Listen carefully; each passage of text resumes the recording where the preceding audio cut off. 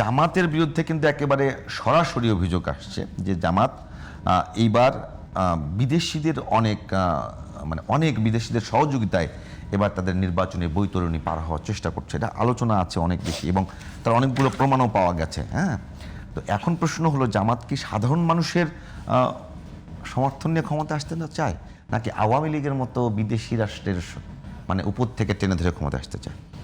আমাদের মধ্যে একসময় কিছুদিন আগেও প্রচারণা হইতো যে জামাত ইসলামীকে আসলে কেউ দেখতে চায় না, বিদেশিরা ক্ষমতায় দেখতে চায় না। জামাত ইসলামী আসলে এখন দেখতে উল্টো।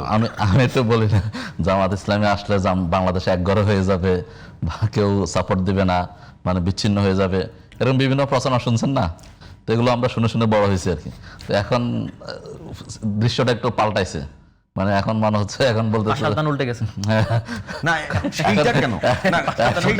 জামায়াতে ইসলামী ইন্ডিয়ান এমবাসির দাওয়াতে যাচ্ছে, আমেরিকান এমবাসির দাওয়াতে যাচ্ছে, এবং আমেরিকান অ্যাম্বাসেডর তাদের যে এমপ্লয়িরা আছে তারা চিন্তা করছে যে আপনাদের সঙ্গে সম্পর্ক বিল্ড আপ করতে হবে। এইটা কেন মনে হলো তাদের?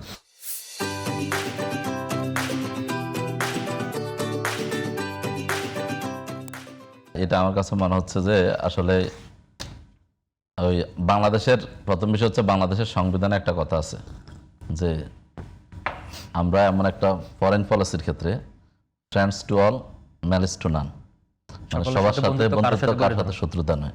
এটা হচ্ছে আমাদের পররাষ্ট্রনীতির বা ফরেন পলিসির মূল কথা। তো সেটাকে যদি আমরা ধরি যে জামাত ইসলামী যেহেতু আপনি বাংলাদেশের এখন যদি আপনি হ্যাঁ জামাত ইসলাম বিশ্বাস করে অবশ্যই সারাটা দিন ইন্ডিয়ার বিরুদ্ধে ইন্ডিয়ান সেন্টিমেন্ট নিয়ে এখানে একটা বিষয় আমরা মাথায় রাখবেন, এটা হচ্ছে যে আমরা একটা হচ্ছে যে আমার সাথে সম্পর্ক থাকবে, বন্ধুত্ব থাকবে, আমার সার্বভৌমত্ব আমার দেশের ইন্টারেস্টের আলোকে। কেউ যদি আমাকে গোলাম বানাইতে চায়, আমাকে যদি নিয়ন্ত্রণ করতে চায়, সেখানে আমি সেটা মেনে নিব না। যদি ওটা আপনি মেনে নেন তাহলে আপনি গোলামি করলেন বা তার আধিপত্যবাদ মেনে নিলেন। কিন্তু আপনি যদি আপনার স্বার্থকে নিশ্চিত করে, আপনার স্বার্থ বজায় রেখে আপনি উইনিং সিচুয়েশনে যদি আপনি সম্পর্কটা মেনটেন করেন, তাহলে এটা হচ্ছে যে আপনার দেশের পররাষ্ট্রনীতি বা ফরেন পলিসির এটা হলো সফলতা। কারণ হচ্ছে যে আপনি গ্লোবাল এই ভিলেজে, গ্লোবালাইজেশনের এই যুগে আপনি চাইলেই দরজা বন্ধ করে রাখতে পারবো না, আমাকে একঘর হয়ে থাকা যাবে না, আমি কারো কাছ থেকে নিব না, কারো কাছে দিব না, এরকম করা সম্ভব না। তাহলে সে জায়গায় আপনাকে অবশ্যই সবার সাথে আপনাকে সম্পর্ক রাখতে হবে বা থাকবে। তো সে জায়গায় দেখতে হবে যে আমরা যে কথাটা বলছিলাম বা যে কারণে আপনি যে কথাটা বললেন এটা একটু একপেশ হয়ে গেছে। আমরা বলছি যে আমাদের আমির জামাত বারবার বলছেন, নায়েব আমির বলছেন, আমরা ভারতের সাথে কোনো যোগাযোগ করবো না, তাদের দেশে আমাদের অ্যাম্বাসেডর যাবে না, আমাদের দেশে তাদের অ্যাম্বাসেডর আসবে না, সব কাট আপ করে ফেলবে। এটা না, কথা হচ্ছে যে আমরা প্রতিবেশী, আপনি হচ্ছে যে বন্ধু পরিবর্তন করতে পারবেন কিন্তু প্রতিবেশী তো পাল্টাইতে পারবেন না। চাইলে কি আমি বাংলাদেশকে কি আরেক জায়গায় নিয়ে যেতে পারবো? আমার বাংলাদেশের যে জিও পলিটিক্যাল যে রিয়েলিটি আছে, আপনি তো এটাকে অস্বীকার করতে পারবেন, এটাকে চাইলে চেঞ্জ করতে পারবেন না। ভারত আপনার 3 দিকে আছে, আমি চাইলে চেঞ্জ করতে পারবো না। কিন্তু কথা হচ্ছে আমার এই সম্পর্কটা হবে অবশ্যই আমার স্বার্থ, আমার দেশের স্বার্থ, আমার জনগণের স্বার্থকে বিবেচনা করে। যদি তারা আমাকে বন্ধু হিসেবে গ্রহণ করে, তাহলে আমাদের ভারতের ক্ষেত্রে যে সমস্যাটা হয়েছে, মূলত ভারত বাংলাদেশের একটা দল আওয়ামী লীগের সাথে সম্পর্ক করেছে, বাংলাদেশের জনগণের সাথে সম্পর্ককে গুরুত্ব দেয় না। এবং ভারত বা আওয়ামী লীগও বাংলাদেশের জনগণের স্বার্থকে জলাঞ্জলি দিয়ে তারা হচ্ছে দলীয় স্বার্থ, কিভাবে ক্ষমতায় থাকা যায় অবৈধভাবে বিনা ভোটে, রাতের ভোটে অথবা ডামি নির্বাচন দিয়ে, সেক্ষেত্রে ভারত তাদেরকে একচেটিয়া সাপোর্ট করেছে। আপনি আজকে দেখেন যে ভারত অনেক সময় চিৎকার করতেছে যে এখানে হচ্ছে যে নির্বাচন গ্রহণযোগ্য বা সবার অংশগ্রহণমূলক হচ্ছে না, হওয়া দরকার এখন বলতেছে। কিন্তু আপনি দেখেন 13-14 সালের নির্বাচনের আগে, 18 সালের নির্বাচনের আগে, 24 সালের নির্বাচনের আগে, তখন তাদের জিজ্ঞেস করা হয়েছিল, তখন তারা কি বলছে? তখন বলছে যে এটা বাংলাদেশের আভ্যন্তরীণ বিষয়, এটা নিয়ে আমরা নাক গলাতে চাই না। কিন্তু এখন কিন্তু ইউটার্ন। তার ওই সময় যদি তারা এই আজকে যে শর্তটা দিচ্ছে, এই শর্তটা যদি তখন দিত, তাহলে হয়তো আওয়ামী লীগের এরকম সরাসরি হইতো না, বা হচ্ছে একপেশে নির্বাচন হইতো না, এবং আওয়ামী লীগের আজকের যে পরিণতি সেটা হতো না, বা বাংলাদেশের সাথে আজকে ভারতের যে সম্পর্ক সেটা হতো না। আর ভারতের একটা বড় সমস্যা হচ্ছে কি জানেন? রাষ্ট্র বড়, কে কত বড় আর ছোট তা বড় বিবেচনার বিষয় নয়। আমরা সিঙ্গাপুর রাষ্ট্রটা অনেক ছোট, তাইওয়ান তো আপনি হচ্ছে যে আপনার এই ভ্যাটিকান সিটি অনেক ছোট, কিন্তু বিষয় থেকে সরে যাচ্ছি। একটা স্বাধীন রাষ্ট্র, আমি বলছি একটা স্বাধীন রাষ্ট্র যেগুলো জাতিসংঘের সদস্য, সবাই একটা স্বাধীন রাষ্ট্র, সেই হিসেবে তাদেরকে সম্মান এবং মর্যাদা দিয়ে বিবেচনা করা উচিত। প্রশ্নটা খোলার সাথে এখন প্রশ্ন হলো জামায়াতে ইসলামের যে উত্থান জি এইবারে ভোটে, তারা এখন প্রধান প্রতিপক্ষ, তাই তো? জি। এইটা কি জামায়াতে ইসলামের উত্থানের কারণে বিদেশি শক্তিগুলো আপনাদের সঙ্গে যোগাযোগ করছে, নাকি আপনারা যোগাযোগ করে তাদের সহযোগিতায় এই উত্থান? হ্যাঁ, আমি মনে করি অবশ্যই জামাত ইসলামের যে উত্থান, জামাত ইসলামের পাবলিক যে সাপোর্ট এবং সকল লেভেলে বাংলাদেশের মানুষের জামাতের প্রতি যে সমর্থন, অকুণ্ঠ সমর্থন, এটার কারণে এখন আসলে আপনি আমেরিকা বলেন, ইউরোপ বলেন, আপনি চায়না বলেন, কানাডা বলেন, সবাই তো তাদের তো একটা বাংলাদেশ সম্পর্কে তাদের একটা স্টাডি আছে, তাদের একটা ডাটা আছে।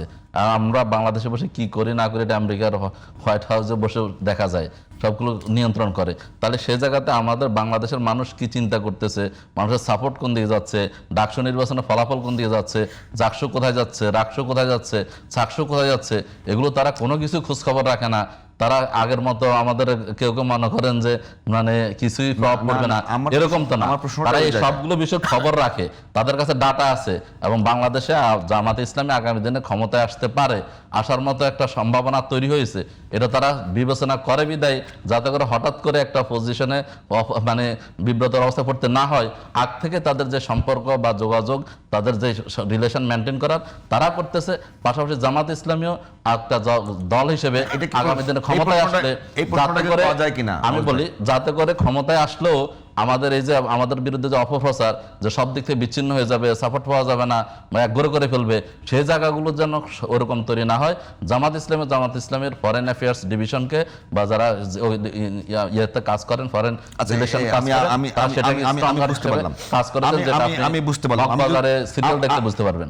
আপনি একটা কথা বলেন যে এই যে জামাত ইসলামের উত্থানকে অনেকে বলছে যে উগ্রপন্থার উত্থান, এটা কি উগ্রপন্থার উত্থান বলবেন, নাকি আপনার কাছে কি মনে হয় এটি আরেকটা কথা আছে যে আপনাদের পক্ষ থেকে বলা হয়েছে এটা উগ্রপন্থার উত্থান নয়, এটা হলো আগ্রাসন বিরোধী, আধিপত্যবাদ বিরোধী মানুষের ঐক্যবদ্ধ অবস্থান?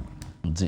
আমার প্রশ্ন হলো, মানে আপনারা যেটাকে বলছেন যে আগ্রাসন বিরোধী বা আধিপত্যবাদ বিরোধী মানুষের মানে ঐক্যবদ্ধ অবস্থান, তো বিএনপি তো দীর্ঘদিন থেকে এই আধিপত্যবাদের বিরুদ্ধে আন্দোলন করে গেছে। বিএনপির জন্ম থেকে শহীদ রাষ্ট্রপতি যেভাবে করেছেন, পুরোটাই মানে আগ্রাসন বিরোধী এবং আধিপত্যবাদ বিরোধীদের কারণেই তার অবস্থান। হঠাৎ করে জামায়াতে ইসলামী যাকে ধরেই নেওয়া হয় যে যারা একটা মানে ওই বৈশ্বিক বিষয়ে বিশ্বাস করে,